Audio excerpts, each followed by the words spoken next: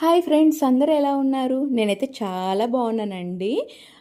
Home made pizza చేసేసుకుందాం రండి, అది కూడా పన్నీర్ తోటి. సో నేను ఫస్ట్గా పిజ్జా బేస్ అనేది తెచ్చుకున్నానండి. మనకు ఆన్లైన్లో ఈజీగా దొరుకుతుంది, జెప్టో, బ్లింకిట్ అక్కడ.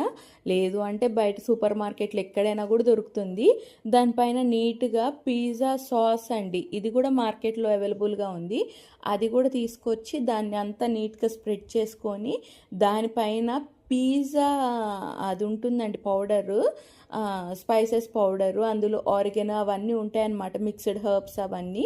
అదంతా కూడా నీట్గా పెట్టేసి దానిపైన మనం పన్నీర్ క్యూబ్స్ పెడుతుందండి. ఇది నేను షాలో ఫ్రై చేసుకున్నాను. కొంచెం ఆయిల్, ఉప్పు, కారం వేసుకొని ఆ పన్నీర్ని షాలో ఫ్రై చేసుకున్నా.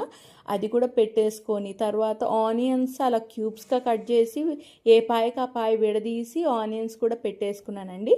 దానిపైన నేను క్యాప్సికమ్ ముక్కలు నీట్గా సన్నగా పొడుగ్గా కట్ చేసుకోవాలండి. ఎంత పలుచగా ఉంటే ఆ టేస్ట్ అంత వస్తుంది, అంత బాగా త్వరగా కుక్ అయిపోతుంది అనమాట. మళ్ళీ దానిపైన పిజ్జా మసాలా వేసేసుకొని దానిపైన ఇప్పుడు నేను క్యూబ్స్గా కట్ చేసుకున్న మొజరెల్లా చీజ్ అండి, ఇది ఎక్కువ వేసుకుంటే ఎక్కువగా సాగుతుంది.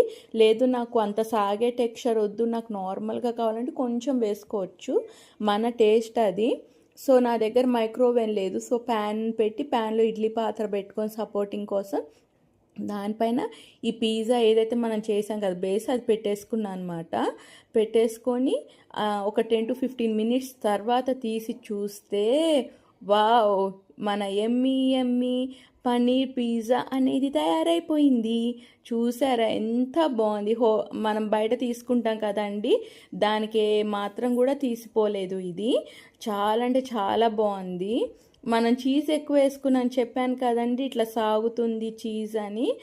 బయట కూడా చాలామంది నాకు ఎక్స్ట్రా చీజ్ కావాలని వేసుకుంటారు కదా, అలాగనమాట. ఇది ఎక్స్ట్రా చీజ్ పిజ్జా.